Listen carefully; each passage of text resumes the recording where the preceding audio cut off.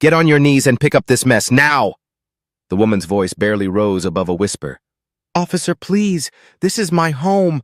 I don't care what you were doing. Officer Derek Hutchins tilted his massive soda cup. Cold liquid poured down, soaking her white blouse, dripping onto the concrete. People like you need to learn respect when a badge is talking. She knelt slowly.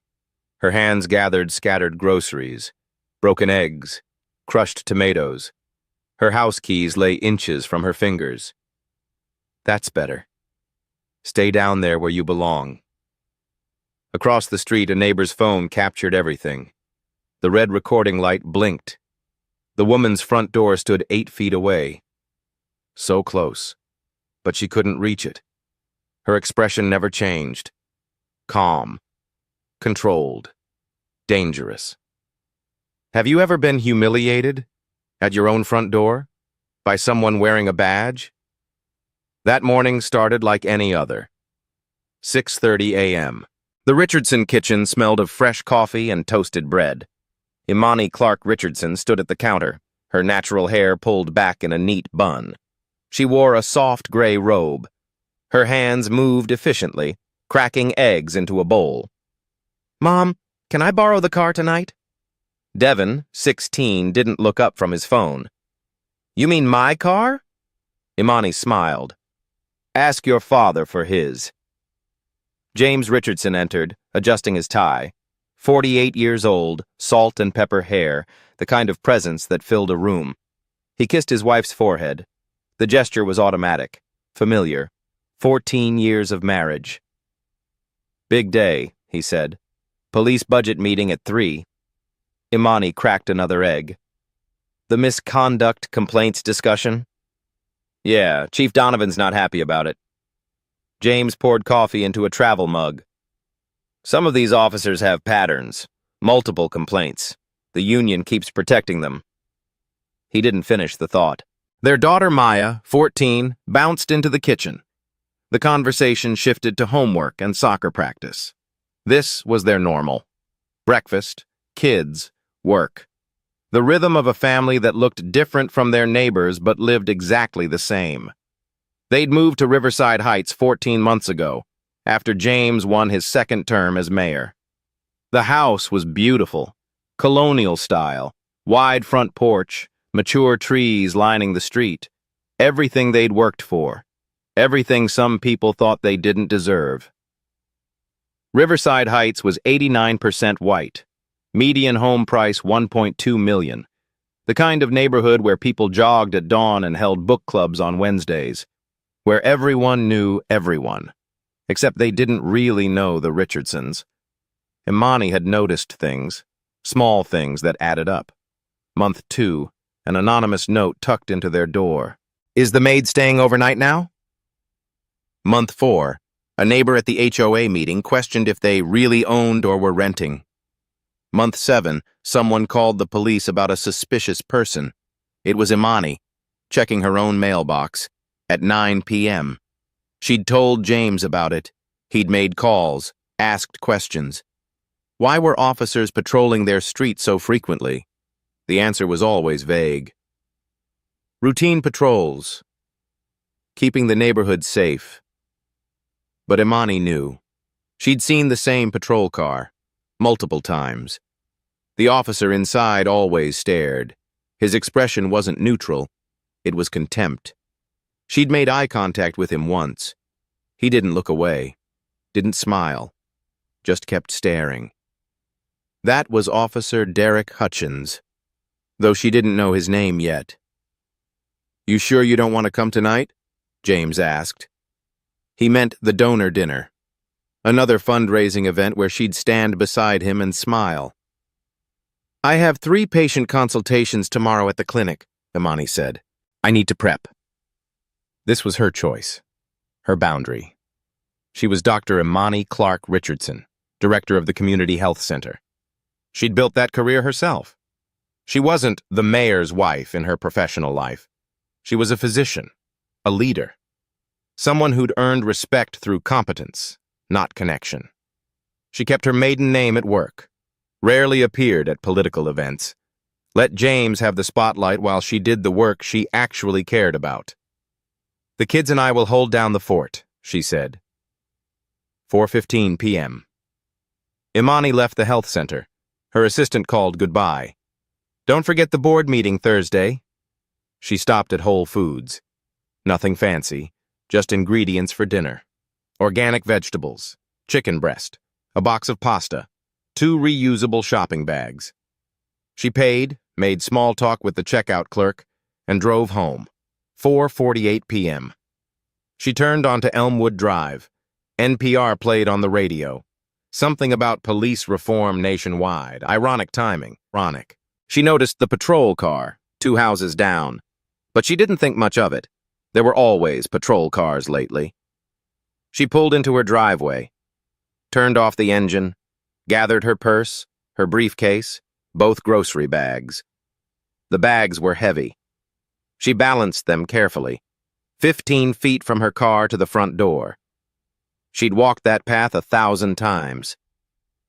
She set the grocery bags on the doorstep. 3 concrete steps. She fumbled in her purse for her house keys. The key ring had a small photo charm. Her family. Smiling. Her fingers closed around the keys. "Excuse me, ma'am." The voice came from behind her. Male. Authoritative. Close. Imani turned. Officer Derek Hutchins stood at the bottom of her front steps. His patrol car now blocked her driveway. Blocked her car. Another officer, younger, stayed by the vehicle. The younger one looked uncomfortable. Hutchins did not. 4:51 p.m. Imani stood at her front door, keys in her hand. The metal felt warm from her palm. "Can I help you, officer?" Hutchins didn't answer immediately. His eyes traveled from her face to the grocery bags on her doorstep, to the house behind her, back to her face. "I need to see some identification. Now." The word now hit like a period, final, non-negotiable. Imani's stomach tightened, but her voice stayed level. "I'm at my own home. Is something wrong?" "I'll ask the questions." Hutchins took 1 step up. Now he was on the bottom step. Closer. "ID. Now." She could smell his cologne. Too strong. Citrus and something chemical. "My license is in my purse. May I reach for it?" Slowly. Her hands moved with deliberate care. She unzipped her purse, found her wallet, pulled out her driver's license. Her fingers didn't shake. She handed it to him. Hutchins held it up, studied it. His lips moved slightly as he read. "Imani Clark Richardson. This address?" "Yes. This is my home. I live here." He looked at the license again, then at her, then at the house. His expression said he was doing math that didn't add up. "Step away from the door." Imani blinked. "I'm sorry, what?" "Step down, away from the door, now." Her heart rate picked up, but she kept her face neutral. "Officer, I'm at my own front door. What is this about?" His hand moved to his belt, to his weapon. He didn't draw it, just rested his hand there. A reminder. "I won't ask again. Step down." She descended the 3 steps. Now she stood on the driveway, 10 feet from her front door. Her grocery bags remained on the doorstep. Her keys were still clutched in her left hand. The metal was cutting into her palm. "Officer, I've done nothing wrong. What's the reason for this stop?" Hutchins moved up. Now he stood where she'd been standing, at her front door, on her property, between her and her home. "How long have you lived here?" 14 months. "You own this house?" "Yes. My husband and I own it." "What do you do for work?" The questions came fast, clipped, like an interrogation. "I'm a healthcare administrator and a physician." Hutchins's mouth twisted. Not quite a smile, not quite a sneer. Right. That single word carried everything. Disbelief, mockery, contempt. This is a $1 million neighborhood, he said. His eyes swept over her again, her work clothes, her sensible shoes, her natural hair. You afford this on a healthcare salary? The insult was clear. The assumption was clearer. Imani's jaw tightened. My finances are none of your concern. I've been watching this street. Hutchins descended one step, moved closer. Seen you coming and going. Something doesn't add up. Are you accusing me of something, officer? Who really owns this house? He emphasized the word really like it was a weapon. Boyfriend? Sugar daddy? Some guilty white liberal who wanted a black... I own this home with my husband, Imani cut him off. Her voice stayed level, but her eyes flashed. We purchased it legally. I'm going inside now. She turned toward the door, toward her grocery bags, toward her home. I didn't say you could go. She stopped, turned back. Am I being detained? You're being questioned. On what legal basis? I'm at my own home. Hutchins moved down another step. Now he was on the driveway with her. Close. Too close. She could see a coffee stain on his uniform. See the small scar above his left eyebrow. He smelled like old coffee and that too-strong cologne. I need to search your vehicle. You don't have probable cause. I don't consent to a search. I smell marijuana. There's no marijuana. That's false. His face hardened. So you're calling me a liar? I'm stating a fact. Open your car. Now. I do not consent to a search. Then you're hiding something. Hutchins reached for his handcuffs. Hands behind your back. Alarm shot through Imani's chest. I'm not hiding anything. I want to call my attorney. You can call them from the station. Turn around. Across the street, a door opened. Tom Carter stepped onto his porch. His phone was already in his hand. Hey! Tom's voice carried. What's going on over there? Hutchins's head snapped toward him. Police business. Stay back. That's Mrs. Richardson, Tom called. She lives there. Hutchins ignored him. He grabbed Imani's arm. She pulled back instinctively. Don't touch me. You're resisting. His grip tightened. Painful. I'm not resisting. I'm asserting my rights. He spun her around, shoved her toward her car. Her shoulder hit the driver's side door. Hard. She gasped. Hands on the hood. She placed her palms flat on the warm metal. The keys were still in her left hand. The teeth dug into her skin. Hutchins yanked open the driver's door, started searching. He pulled out her briefcase from the passenger seat. Didn't unzip it, just upended it.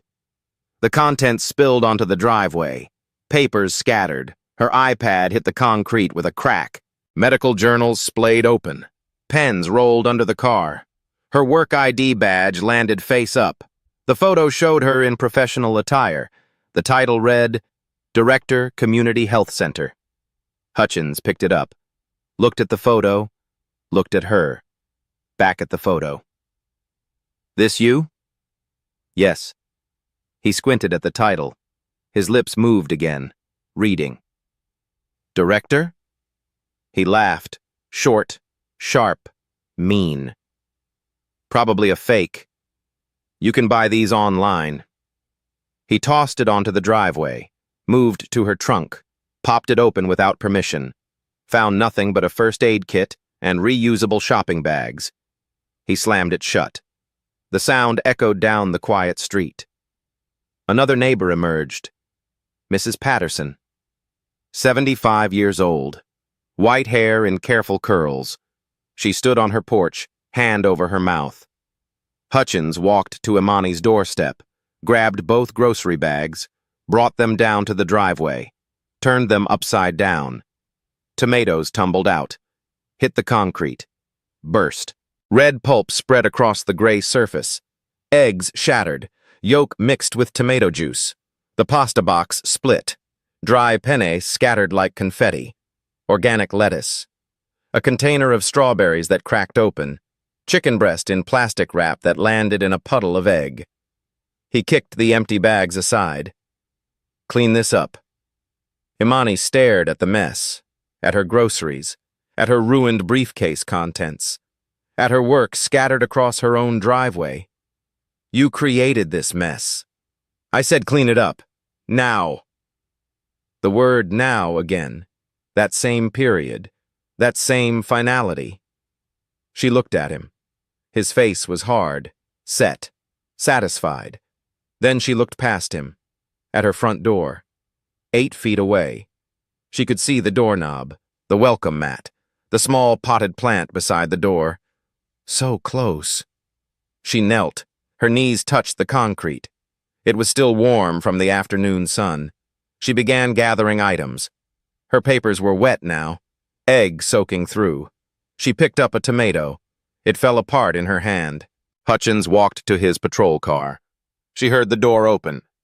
Close. His footsteps returned. Heavier. She was bent over, trying to salvage a medical journal. The pages were already ruined. Cold liquid hit her back. It soaked through her white blouse instantly, freezing, sticky. The smell of cola filled her nose. It ran down her shoulders, down her arms, dripped onto the papers she was holding, onto the concrete, onto her hands. Maybe this'll teach you some respect. Hutchins' voice came from above, from behind. People like you need to learn your place when a badge is talking. The liquid kept coming. 32 ounces. He poured it all, down her back, into her hair. It dripped off her elbows. People like you don't belong in neighborhoods like this. The cup was empty. He dropped it. It clattered beside her. Imani didn't move. For 3 seconds, she stayed frozen, kneeling, soaked, on her own driveway, in front of her own home. Then she stood. Slowly, carefully, she turned. Liquid dripped from her blouse, from her hair. Her white shirt was now transparent in places. Brown stains spread across the fabric. She could feel it cold against her skin, sticky, humiliating. She looked at Hutchins. Her expression was completely calm. No tears, no rage, no fear. Just a cold calculation. Her house keys were still in her left hand. The teeth had left marks in her palm. Small half-moons, red. Across the street, Tom Carter had his phone up. Recording. His hand shook, but the red light stayed steady. Mrs. Patterson had her phone pressed to her ear. Her voice drifted across. Chief Donovan? This is Margaret Patterson. One of your officers is assaulting— Put that phone down, Hutchins shouted. Imani Richardson at her home. Yes, the Imani Richardson. Hutchins turned back to Imani. Something flickered across his face. Uncertainty. Brief. Gone. Clean up this mess and get out of my sight. Imani pulled her phone from her pocket. The screen was wet, sticky, but it still worked. I'm calling my attorney. Hutchins moved fast. His hand shot out. He slapped the phone from her grip. Hard. The device flew. Hit the driveway. The screen shattered with a sharp crack. It skidded across the concrete. Stopped near the scattered pasta. You're not calling anybody. Tom Carter's voice carried from across the street. I'm recording this! I saw everything! Hutchins spun toward him. His hand moved to his weapon. Not drawing, just touching. Back off or you're obstructing an officer. You just assaulted her for no reason. I said back off. Tom didn't move. He stayed on the sidewalk, phone steady, recording everything. The younger officer by the patrol car shifted his weight. Derek, maybe we should— Shut up, Brennan. Stay in your lane. Officer Brennan's mouth closed, but his discomfort was visible. His eyes darted between Hutchins and Imani. Between the scattered groceries and the recording neighbors, Mrs. Patterson's voice continued on her phone, quiet but urgent. She's soaking wet. He poured something on her. Yes, I'm absolutely certain. 847 Elmwood Drive.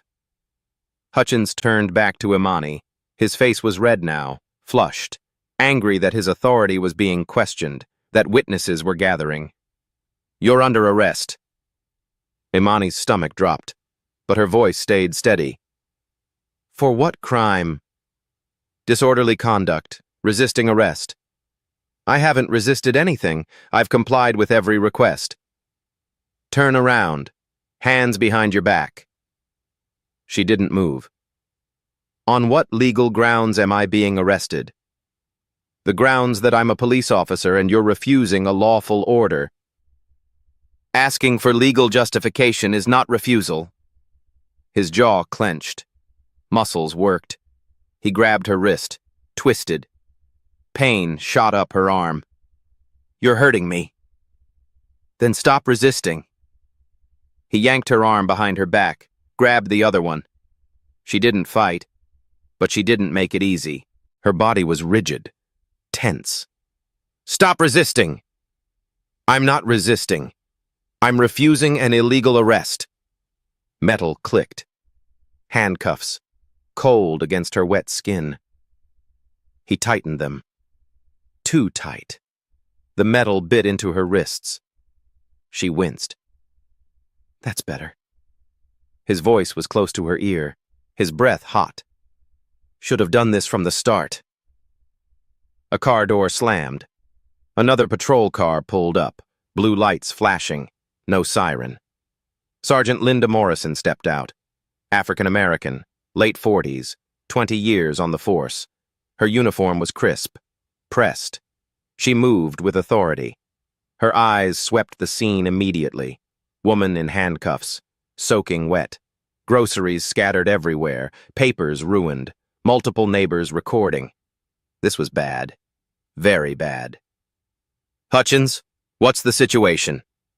He straightened, released Imani but left the cuffs on. "Suspicious activity at this residence.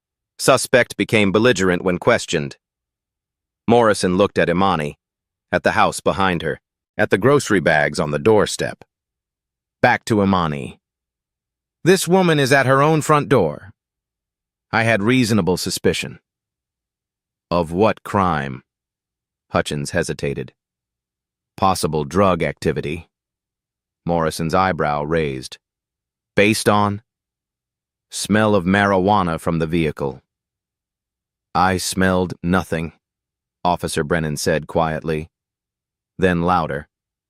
"I smelled nothing when we arrived." Hutchins shot him a look. Pure venom. Morrison approached Imani. "Ma'am, are you all right?"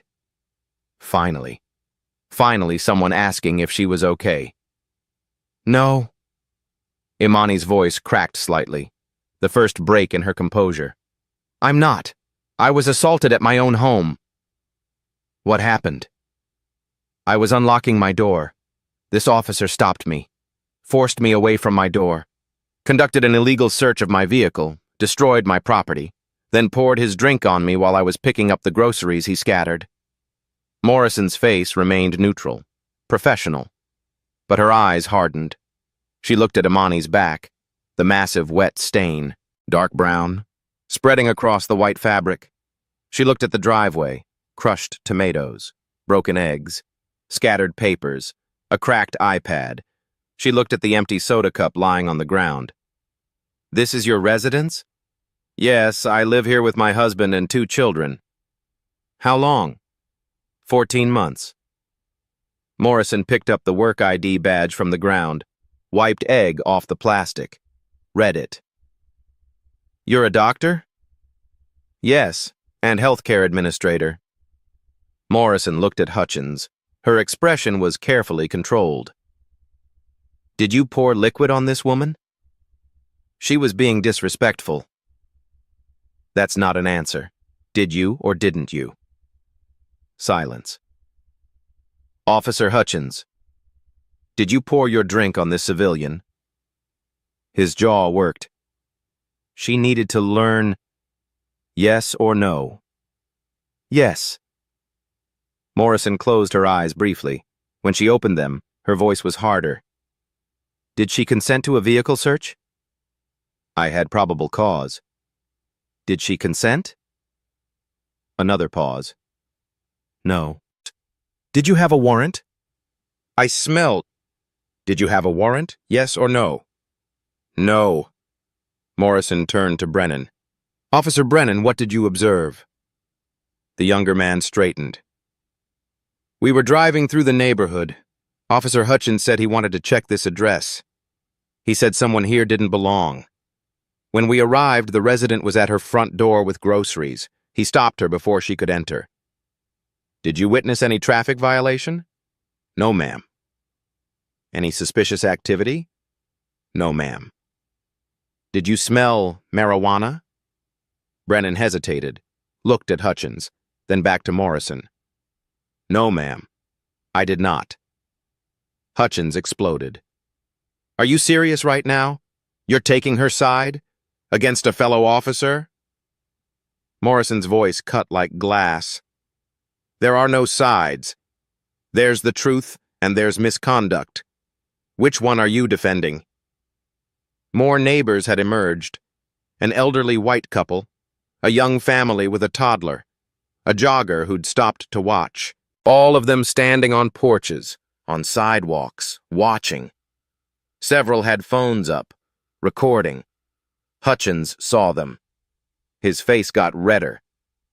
This is bullshit. Everyone put those phones away. This is official police business.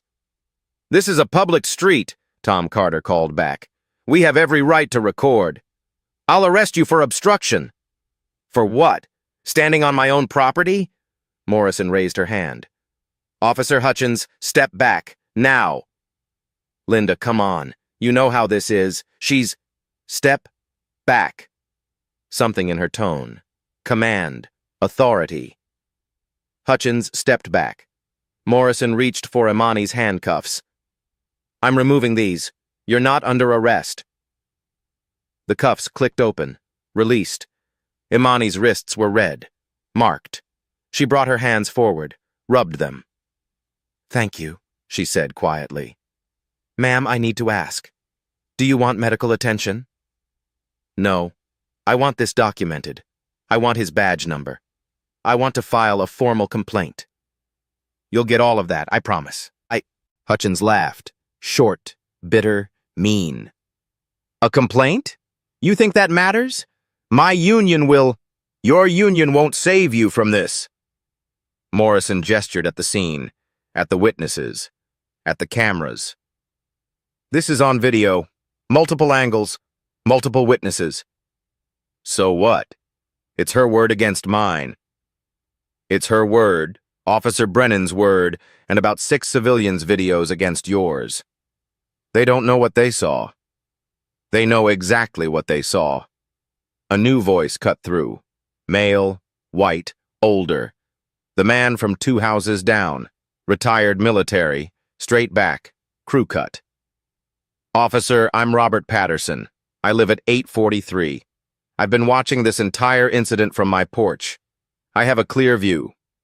That woman was at her own front door when you stopped her. Mrs. Patterson joined her husband. I called Chief Donovan directly. He's aware of the situation.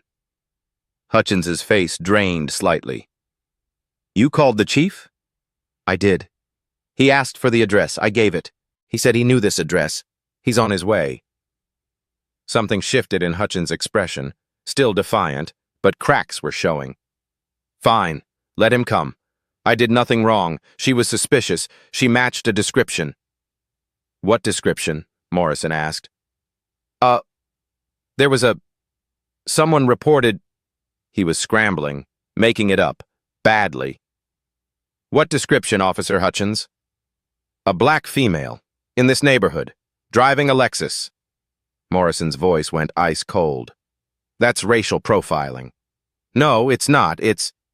You stopped her because she's black in an affluent neighborhood. That's the definition of racial profiling. That's not what I meant. Then what did you mean? Hutchins looked around. At Morrison, at Brennan, at the neighbors, at Imani standing there soaking wet with her ruined groceries and her broken phone. He was cornered, and cornered animals got vicious. You know what? Fine. I'll say it. This used to be a good neighborhood, a safe neighborhood. Then people like her started moving in. The words hung in the air. Toxic. Undeniable. People like her? Morrison repeated. Yeah, people who don't belong, who buy houses they can't afford, who bring down property values, who... Officer Hutchins, stop talking. Right now. But he couldn't stop. The dam had broken. 14 months of watching this house, of resenting, of waiting for a moment. I've been a cop here 15 years. I know this neighborhood. I know who fits and who doesn't. He turned to Imani, pointed. How'd you really afford this place, huh? Drug money? Welfare fraud? Or did you marry some guilty white liberal who wanted a diversity hire for a wife? The silence that followed was absolute. Even the birds seemed to stop singing. Tom Carter's voice shaking with anger. I got all of that. Every word. Mrs. Patterson's hand was over her mouth, tears in her eyes. Officer Brennan looked at the ground, ashamed. Morrison's jaw was clenched so tight it looked painful. And Imani just stared at Hutchins. Her expression was still calm, still controlled. But something burned behind her eyes. Something patient. Something that could wait. Her phone, broken on the ground, suddenly rang. The sound was muffled, cracked speaker, but everyone heard it. Morrison picked it up. The screen was shattered but still lit. She could see the caller ID. Her face changed. Color drained. Oh my God. Hutchins frowned. What? Morrison held up the phone so Imani could see. The screen read, James, City Hall. Morrison handed the phone to Imani. Their eyes met. Understanding passed between them. Imani tapped the green button. Put it on speaker. Deliberately. Hello? The voice that came through was warm, familiar, concerned. Honey, I'm so sorry. The police budget meeting ran late. Just wrapping up now. Male voice, mature, authoritative undertones masked by affection. Brief pause. Chief Donovan is here with me. We're discussing officer misconduct protocols. I should be home by 5:30. Want me to pick up dinner?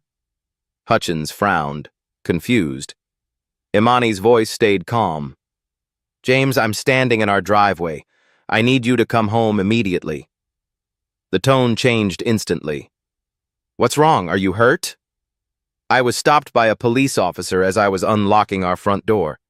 He forced me away, conducted an illegal search, destroyed our groceries, then poured his drink on me. Silence on the line. Heavy. When the voice came back, it was completely different. No longer husband, now mayor. Put the officer on the phone. Hutchins reached for it. His hand shook. Who is this? The voice came through clear, cold, commanding. This is Mayor James Richardson. Who is this? The blood drained from Hutchins's face, completely, red to white in seconds. This is Officer Derek Hutchins, sir. Morrison had gone very still, her eyes wide. Officer Hutchins, did you just assault my wife? Sir, I didn't know. Did you or did you not pour a beverage on her? Silence. Answer me. Yes, sir. Barely audible. Badge number. 4739, sir. Officer Hutchins, badge 4739. I want you to know that I am currently sitting with Police Chief Donovan, City Attorney Sarah Carter, and 3 City Council members. Hutchins stumbled backward. His foot caught on a crushed tomato. We were discussing police misconduct reform. You just became our case study. Hutchins' legs weakened. He leaned against the patrol car. Sergeant Morrison, are you on scene? Morrison straightened. Yes, Mr. Mayor. Document everything. Photographs, statements, video evidence. Officer Hutchins is not to leave that location. Yes, sir. I'm 12 minutes away. The line went dead. Hutchins stared at Imani. Why didn't you say something? Her expression didn't change. Say what? That you're the mayor's wife. And that matters why? If you just said... Said what, officer? That I'm human? That I deserve respect? That I have the right to enter my own home? She took one step toward him, still dripping, still covered in soda. But the power had shifted, completely. I shouldn't need to be the mayor's wife to be treated with dignity at my own front door. Hutchins' mouth opened. No words came. You saw a black woman in a nice neighborhood. You decided I didn't belong. You decided I needed to be taught a lesson. I made a mistake. I'll fix this. Fix it? Her voice was sharp. You poured your drink on me while I was kneeling. You humiliated me in front of my neighbors. You violated my rights. She gestured at the mess. Eggs, tomatoes, broken pasta, ruined papers. How exactly do you fix that? Tom Carter called from across the street. Mrs. Richardson, I have 11 minutes of video from the moment he stopped you. Mrs. Patterson added, I recorded my phone call to Chief Donovan, time-stamped. Another neighbor. My Ring doorbell caught everything. Cloud backup. Hutchins looked around, at all the witnesses, all the cameras, all the evidence. He turned to Brennan. Kyle, tell them she was suspicious. Brennan met his eyes. No. What? She wasn't suspicious. She was going into her own home. You stopped her for no reason. You're supposed to back me up. I'm supposed to tell the truth. You violated policy, conducted an illegal search, assaulted a civilian. Hutchins turned to Morrison. Linda, come on. You know how it is. How it is? Morrison's voice was ice. Profile people by skin color? Abuse your authority? I was doing my job. No, you were doing the opposite. His face crumpled. Reality is sinking in. Please. 15 years on the force. A family. A pension. I'll lose everything. Imani's voice cut through. You should have thought about that. He turned to her, tears forming. Please, I'm sorry. If you'd known I had power, you'd have treated me differently. That's not an apology. That's fear of consequences. I didn't mean... You meant every word. You said I don't belong. You said people like me bring down neighborhoods. You asked if I married a white man for money. Each sentence was a hammer blow. You're not sorry you did it. You're sorry you chose the wrong victim. Sirens in the distance, getting closer. Hutchins's face was wet, with tears, with sweat, with the complete destruction of his career. Morrison pulled out her phone, started photographing the wet stains, the scattered groceries, the broken eggs, the empty soda cup. Officer Hutchins, wait right here. Don't speak to anyone. Don't call anyone. Wait for Chief Donovan and the mayor. Linda, that's Sergeant Morrison. If you say one more word, I'll handcuff you myself. The sirens were close now. Hutchins stood there, defeated, destroyed. Imani stood in front of her house, keys still in hand. The door is still 8 feet away. But now she had witnesses, evidence. Justice was 12 minutes away, 5:14 p.m. A black SUV with city plates screeched into the driveway. No lights, no siren. But the urgency was clear. Mayor James Richardson stepped out before the vehicle fully stopped. Suit jacket gone, tie loosened, sleeves rolled up. Behind him, Police Chief Michael Donovan, 55, white, military bearing. His face was grim. City Attorney Sarah Carter emerged third, 40, sharp eyes, iPad already in hand. James went straight to Imani. His hands found hers. Are you hurt?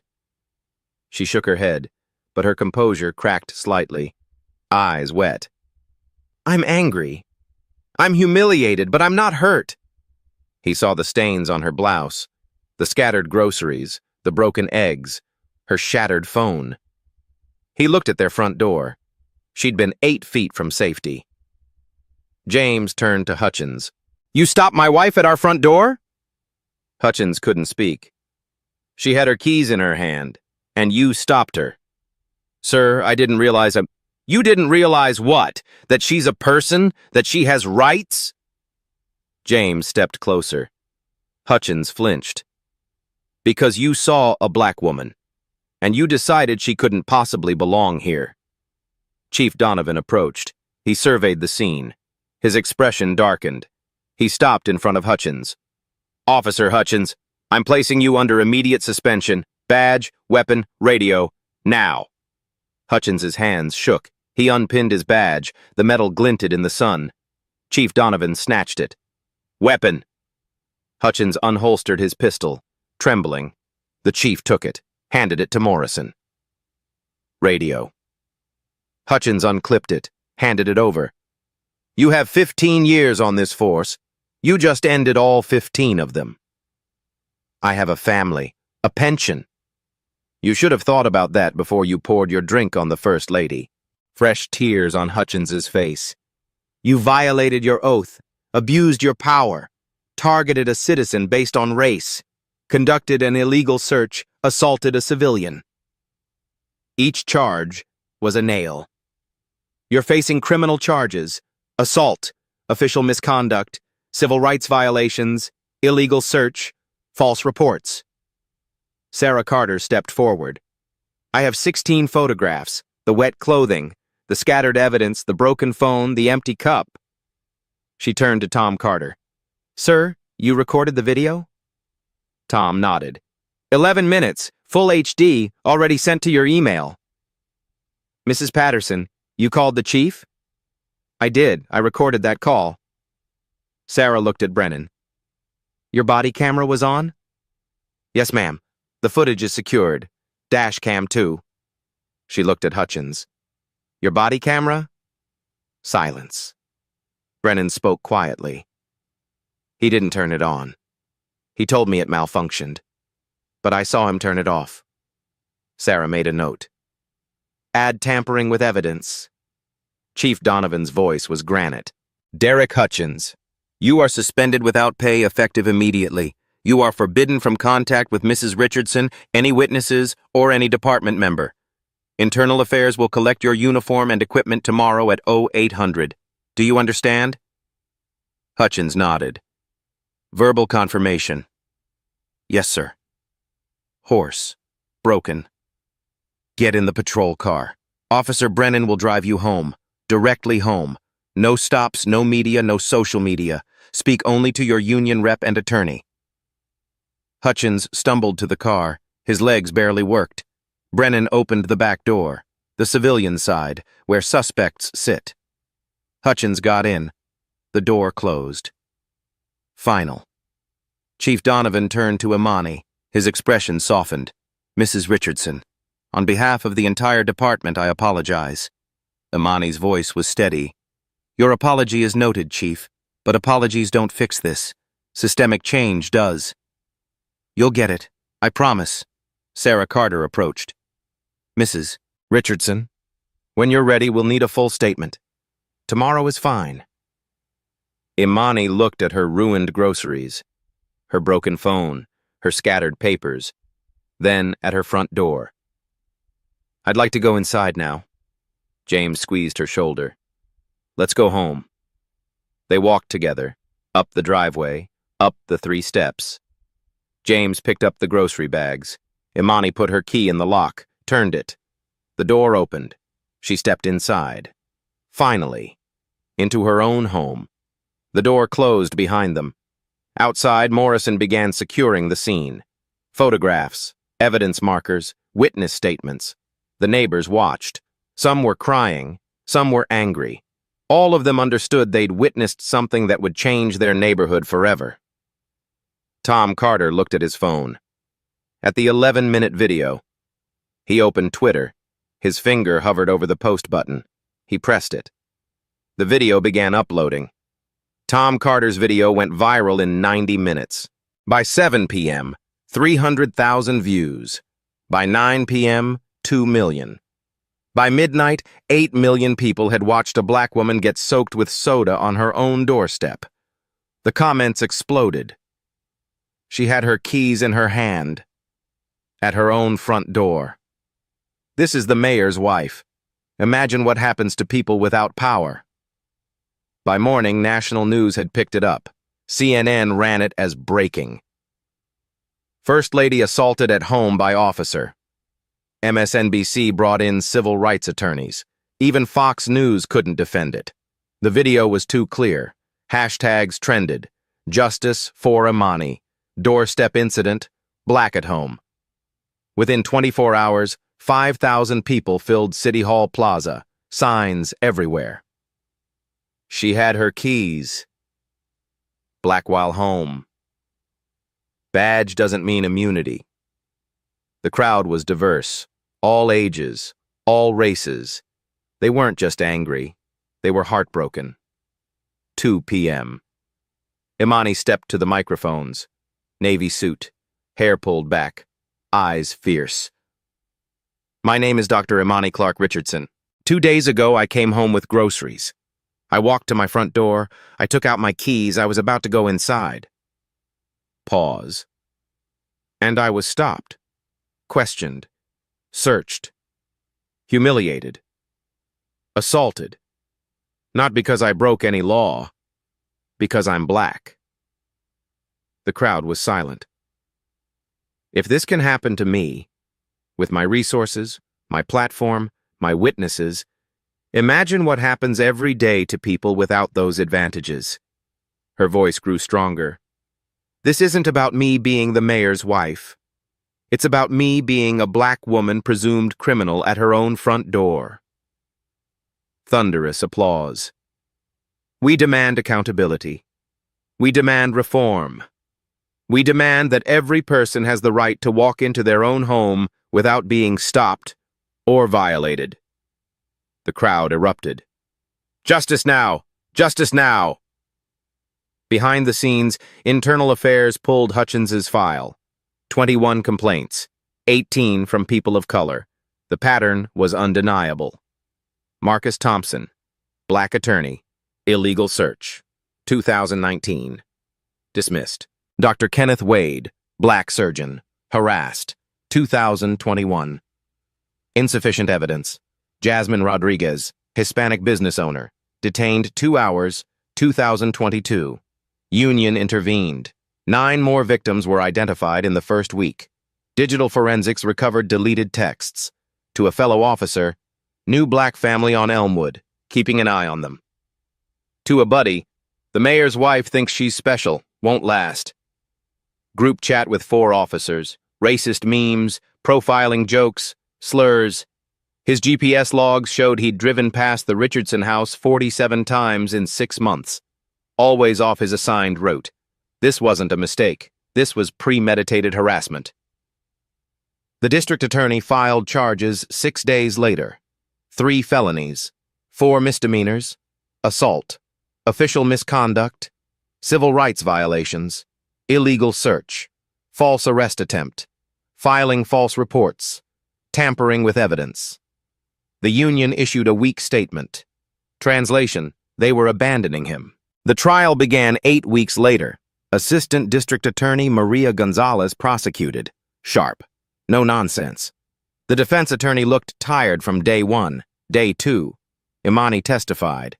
She walked the jury through every moment, standing at her door, being forced away, the illegal search, the scattered groceries, kneeling, the drink poured on her back. I was 8 feet from my front door. I had my house keys in my hand, and he stopped me from going home. Her voice never wavered.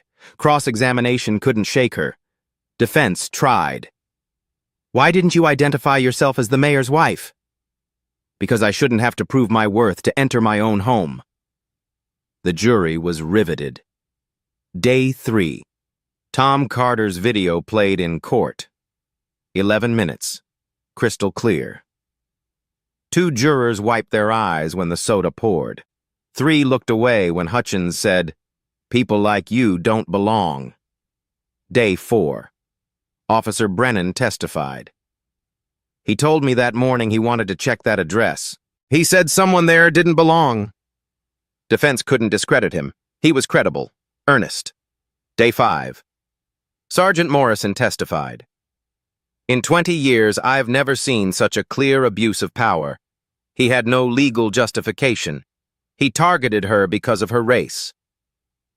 Day 6. The text messages were projected on screens. Racist memes, group chats, complaints about diversity. Several jurors looked at Hutchins with disgust. Day 7. Hutchins testified. Disaster. "I thought she looked suspicious." "Why?" "Something felt off." "What felt off?" "My instincts." "Your instincts told you a woman unlocking her own front door was suspicious?" Silence. The prosecutor held up the empty soda cup. "You poured this on her while she was kneeling. Can you explain that?" "It was a stressful situation." "Stressful for whom?" "You had the badge, the gun. She had groceries and house keys." No answer. "You said people like you don't belong. What did you mean?" "I didn't mean it the way it sounded." "How else could you possibly have meant it?" No answer. Day 8. Closing arguments. Defense painted it as a mistake. An overzealous officer. The prosecution showed the video again. Let the jury see it one more time. This wasn't a mistake. This was a choice. Every action was a choice.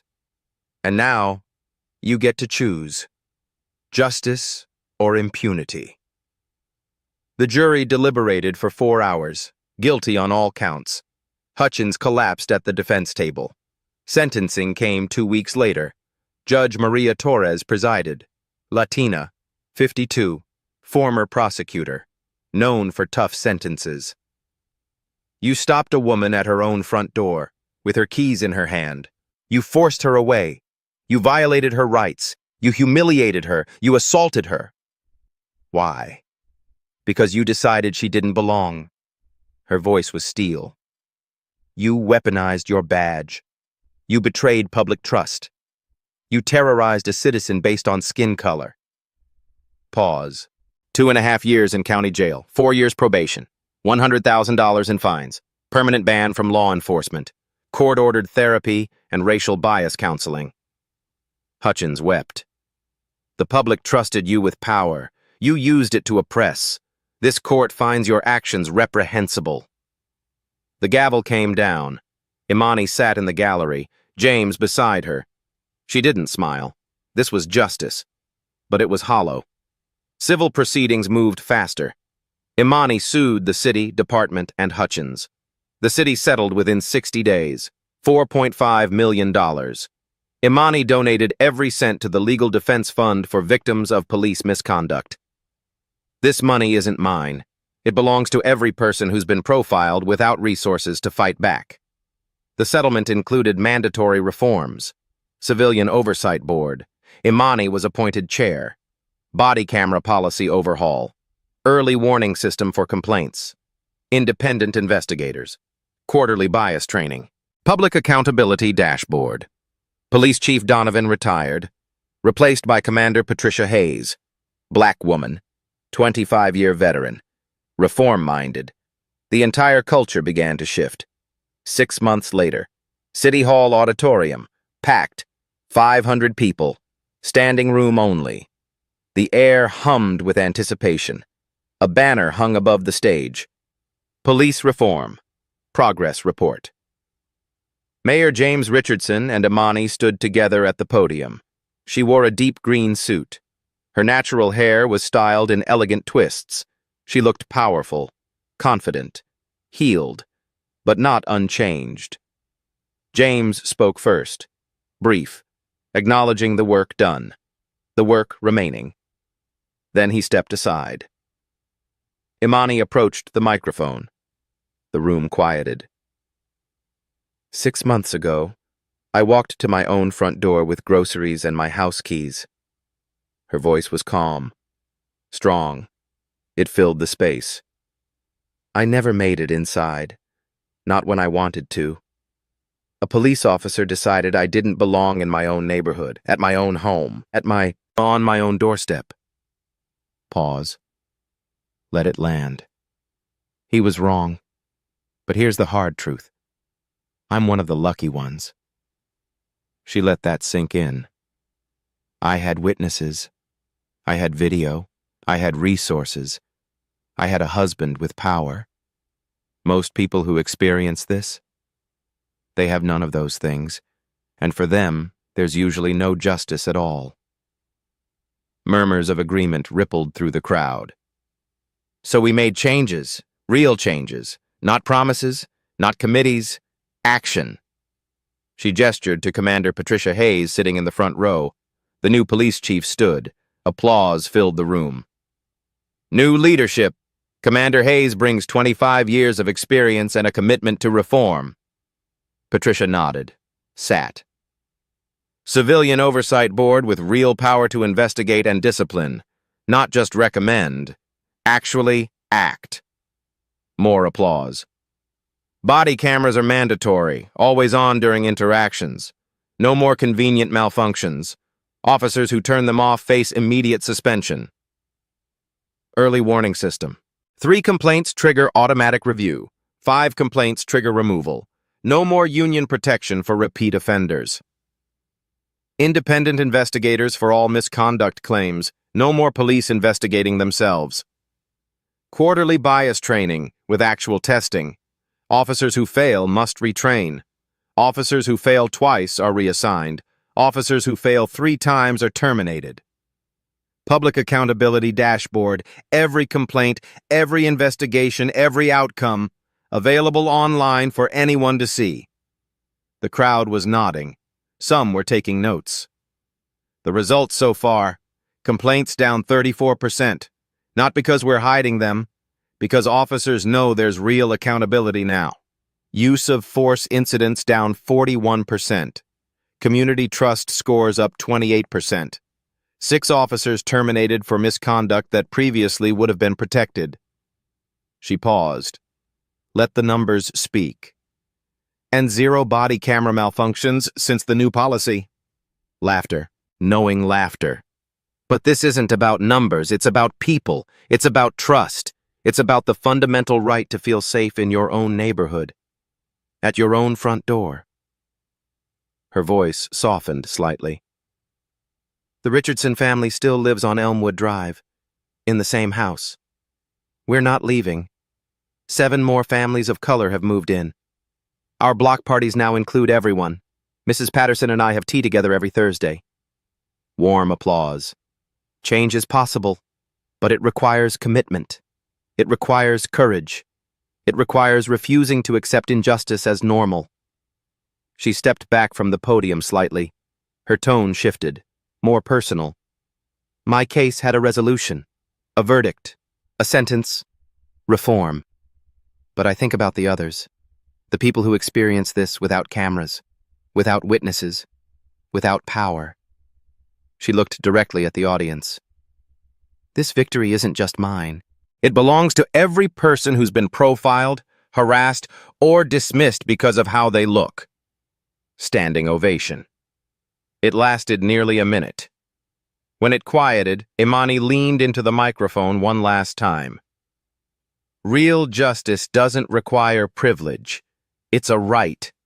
And until everyone has it, regardless of skin color, neighborhood, or last name, none of us are truly free. The applause was thunderous. Later that evening, sitting in her living room, Imani scrolled through social media.